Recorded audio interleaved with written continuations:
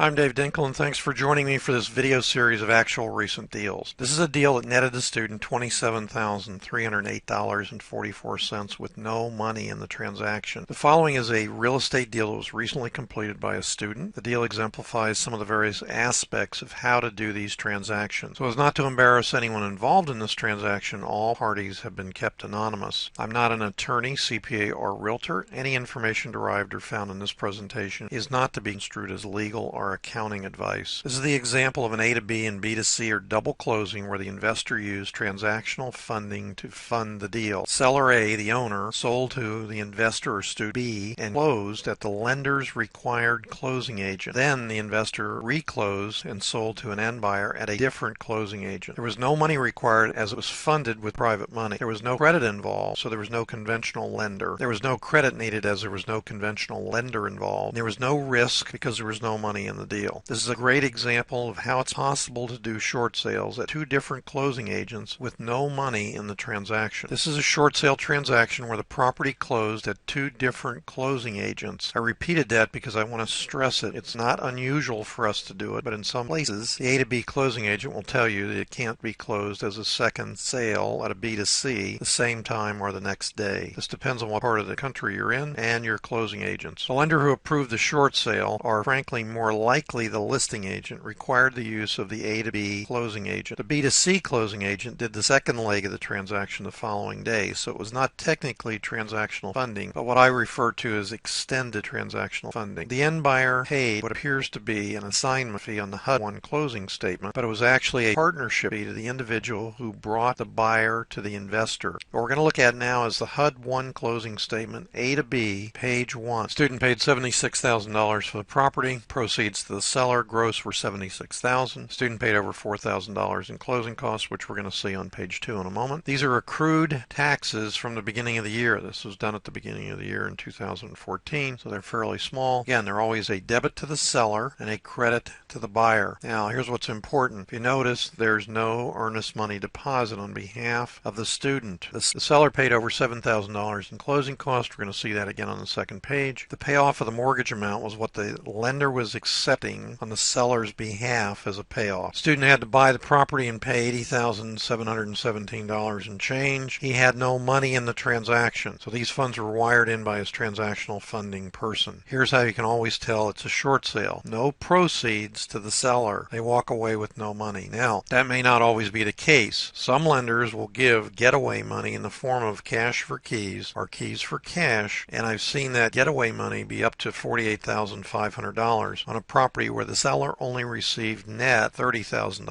other words, the lender here, where the loan payoff was of a couple $100,000, they only received $30,000. That was an extreme hardship case, and they agreed to it. Now we're going to look at the HUD-1 closing statement, A to B again, page 2, to look at the expenses. Student paid $500 for the settlement fee. Lender paid $2,000, plus they paid for the title work. Now the student paid $2,000. If you look at what it is, it's attorney's fees. That was for negotiation of the short sale. Seller paid for the abstract of title. Seller paid for the title policy, and the reason for that was, of course, they chose the closing agent. It's not written in stone. It's what's usual and customary, and anything can be changed if it's written into the contract as a separate clause. It's $125 for the lien search, again paid by the seller. These are just miscellaneous fees and expenses. Here's the transfer fees for the property being sold. Bottom line, another additional fee, another fee for recording of the title policy. Now these are two liens that were paid by the buyer, not by the seller, one of which was a utility bill and the other one which were code violations. Typically the seller would be paying these. In this case, to do the deal, the student paid them. So the student's expenses were a little over $4,000, while in fact the seller's expenses were $7,200 and change, predominantly because of the $3,000 commission to the listing agent. Now we're going to look at the HUD-1 closing statement, the B to C or leg 2 of the transaction, page 1. The end buyer paid $100,000 for the property. Student received a credit, gross credit to begin with, $100,000. End buyer paid $8,100 and change for closing costs. The difference in the quality of these HUD statements from this one and the first one was faxed from the original A to B seller. This one was emailed to me from the B to C buyer. It's scanned and emailed. The student paid $1,200 and change in closing costs. Now here's what's important again. The end buyer put up a $5,000 non-refundable deposit. In the event that he didn't close, student would have been claiming this deposit and would have made money even if he hadn't closed because of the difference in this deposit and his deposit. These are accrued taxes, and this is the payoff for the transactional funding money on the A to B leg of the closing. These again are also accrued taxes, a debit to the seller, credit to the buyer. Bottom line, the buyer had to bring in $113,000. Student received a net profit of $27,308.44, it appears. Now, since the student did not have a deposit up on the A to B leg, this is a pure profit. Some people will look at this closing statement. They'll show you a check that says $27,000 and they'll say, this is what I made on the transaction. Well, it's not true. If they had a $5,000 deposit up, they would have made $27,000 less the $5,000 because this is being returned to them in that check. Have to be careful what people tell you sometimes. All right, now we're on the HUD-1 closing statement B to C leg, page 2. And we're going to look at the closing costs. Now, there's no lender involved with the seller here. So the end buyer paid $400 for his settlement fee. Student paid $350 for his settlement fee. And he paid for the abstract cost of the title. $400 for the attorney's fees by the end buyer who had his attorney shadow the transaction to make sure that everything was okay. He paid title insurance. Now, interestingly enough, he paid for the title insurance while we closed with our B to C closing agent. Typically, we would have paid that, but we put it on his side of the equation so we had more of a profit. These are, again, miscellaneous expenses, recording fees, wire fees, so on and so forth. These are the doc stamps for the transaction. Now, this is the funding fee. If you look over here, you'll notice it says funding fee. That's the transactional funding fee. The transactional funder got paid for lending the money. This is what is called over here an assignment fee, but it's actually a $6,500 partnership fee. This was paid to another investor who brought this end buyer C to the closing table. Bottom line, the end buyer C paid about $8,100 in closing cost. The student paid, looks like about $1,200 in change. So let's talk about the final result of this transaction. The property and the resulting profit was because of a short sale. The end buyer C purchased it to rehab it and paid cash, as is almost always the custom in our wholesale transactions. The investor used extended transactional funding to fund the purchase. The end buyer C paid a $6,500 partnership fee to an individual who referred him the property, and he charged it to the end buyer C. The end buyer C negotiated that with the buyer so that the student didn't have to pay it out of his profit. The deal almost didn't close because the funding was not in place until 2 days after the closing or expiration date on the contract and the lender's approval letter. The student's net profit on this no out-of-pocket money deal was $27,308.44 after all expenses, lien payoffs, and the cost of the private money. Thanks very much for joining me for another of our video series of recent deals.